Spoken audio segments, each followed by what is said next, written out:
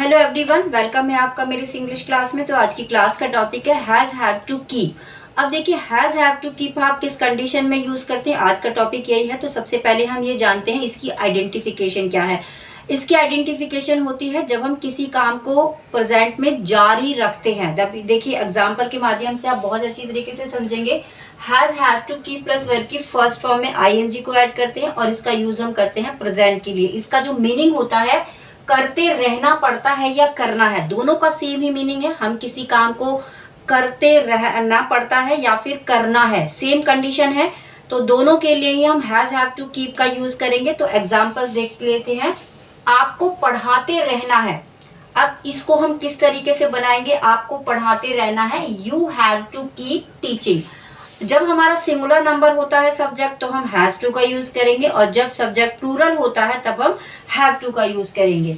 हमें प्रैक्टिस करते रहना है। अब यहाँ पर भी देखिए, इस काम को जारी रखना है, कोई भी काम हमें जारी रखना है, इसके लिए हम हैज टू या हैव टू कीप का यूज करेंगे। हमें प्रैक्टिस करते रहना है, we have to keep practising.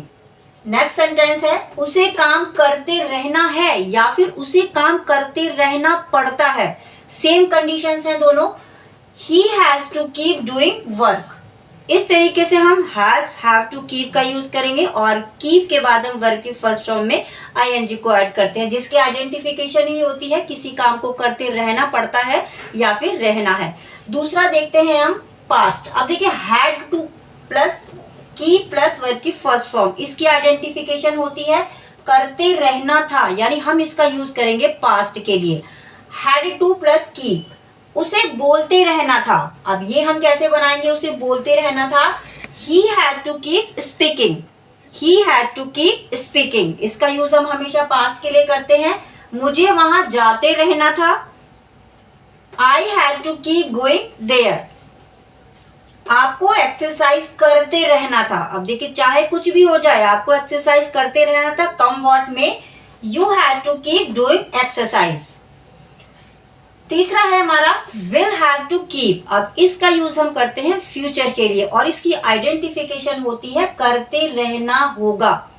सबसे पहले हमने प्रेजेंट को देखा, यानी हमें किसी भी काम को करते रहना पड़ता है या रहना है। दूसरा था हमारा पास्ट के लिए हैड टू, करते रहना था। और तीसरा है हमारा फ्यूचर के लिए करते रहना होगा। इसके लिए हम यूज करेंगे विल हैव टू कीप और वर्ब की फर्स्ट फॉर्म में आईएनजी को भी ऐड करेंगे। मुझे पढ़ाई करते रहना होगा, ये हम फ्यूचर के लिए बात कर रहे हैं। I will have to keep studying, चाहे कुछ भी हो जाए हमें पढ़ाई करते रहना होगा। कम वर्ड में I will have to keep studying. Next हमारा हमें टीवी देखते रहना होगा, यानी कोई भी काम हमें जब फ्यूचर में जारी रखना होगा उसके लिए हम यूज करते हैं विल हैव टू कीप का और उसके बाद वर्ब की फर्स्ट फॉर्म में आईएनजी।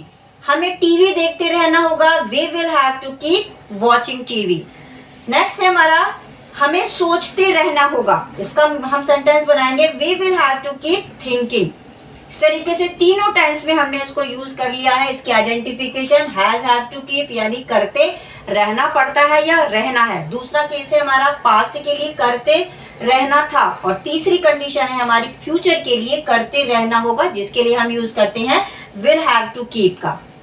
तो ये थे हमारे तीनों। उम्मीद है आपको ये तीनों ही टेंस समझ में आए होंगे, सिचुएशन समझ में आई होंगी। तो आप will have to and had to और has to have to keep का यूज करके सेंटेंस को बना सकते हैं। चलिए मिलते हैं नेक्स्ट क्लास में एक नए टॉपिक के साथ। Bye bye, thank you so much and take care.